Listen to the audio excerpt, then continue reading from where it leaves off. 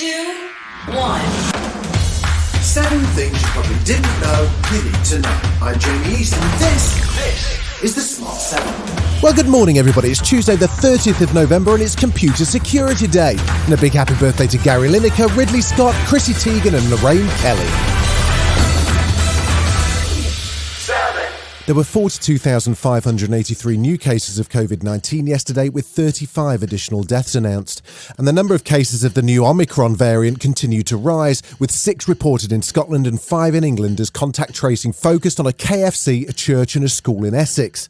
Professor Jonathan Van Tam was back in the Big Blue briefing room, and he says there's a real risk that the new variant will impact vaccine effectiveness, but he doesn't want anyone to panic yet. If vaccine effectiveness is reduced, as seems pretty likely to some extent, the biggest effects are likely to be in preventing infections, and hopefully there will be smaller effects on preventing severe disease.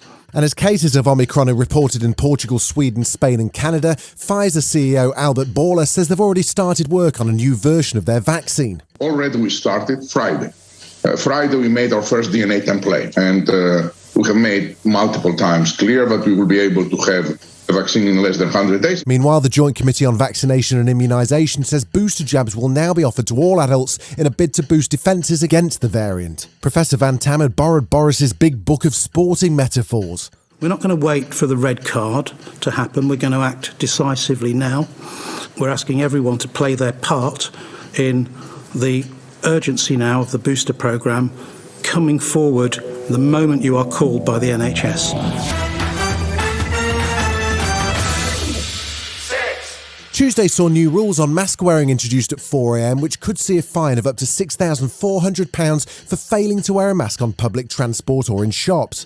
Labour MP Dr Rosina Allen Khan says mask wearing should never have stopped in the first place, and it should be mandatory in pubs too. We support the decision to introduce masks on public transport and in shops, but we believe this should never have been abandoned in the first place. Secretary of State extend the use of masks to hospitality and other settings? Or does COVID not spread in pubs? The government argues that it's simply not practical to wear masks in pubs or restaurants where people are eating and drinking. And Health Secretary Sajid Javid told the Commons that the government won't keep measures in place if scientific advice changes. If it emerges that this variant is no more dangerous than the Delta variant, then we won't keep measures in place for a day longer than necessary. The trial of Ghislaine Maxwell began in New York City on Monday, with a judge selecting the jury and hearing opening statements. Ms Maxwell's accused of sex trafficking, which she denies, and prosecutors are alleging that she and convicted sex offender Jeffrey Epstein were partners in crime. He died in prison in 2019, while she's been in prison awaiting trial since last year. The trial's expected to last for 6 weeks but won't be televised, and MSNBC legal analyst Katie Pang says the judge will keep it tightly focused on the victims and not on other famous names. The federal judge in this case has made sure that the jurors will not hear names of other people, that this trial will be focused exclusively on 4 alleged victims who were minors at the time of the alleged abuse that was committed by Ghislaine Maxwell as well as Jeffrey Epstein. Tuesday marks an historic day for the island nation of Barbados. They formally removed Queen Elizabeth as their head of state and swore in their first Barbadian president some 400 years after British ships first appeared on their beaches. Prince Charles was on site to oversee the start of a new relationship between the two countries as President Sandra Mason was sworn in. Prime Minister and passionate climate change campaigner Mia Mottley spoke to Channel 4 News ahead of the ceremony. I think this has been a long time in coming. As I was making the point, when I look at these little kids around here, the fact that they can grow up in a Barbados where they believe that they can aspire to be the head of state is very special. We shall continue to be good friends, but we must do so from a position where our people can aspire to be the best that they can be. And to mark the occasion, Rihanna was awarded the title of National Hero of Barbados. On behalf of a grateful nation, we therefore present to you the designee for National Hero of Barbados, Ambassador Robin Rihanna Fenty. May you continue to shine like a diamond. Still to come on the Smart 7, trouble in Wales as I'm a Celebrity struggles, and Lionel Messi does it again, right after this.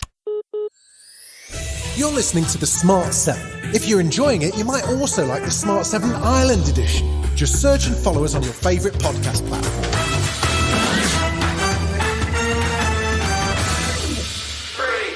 The Ballon d'Or awards were handed out on Monday night in Paris, with Lionel Messi collecting his 7th trophy, a record-breaking achievement marked by the Eiffel Tower being lit up in his honour.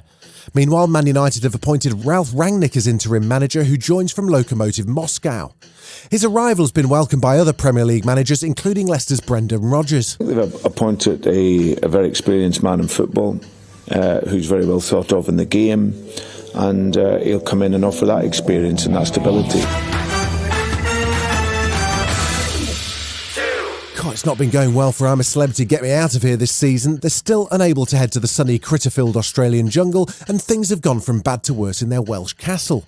Storm Arwen devastated the set, knocking down trees and damaging equipment, so much so that the show has now been off air for 3 nights. It's supposed to be back on air tonight, but it's anyone's guess if things will be in working order in time. One man who is back on air after a short stay in the castle is Richard Madeley, and he can't wait to get back in there again.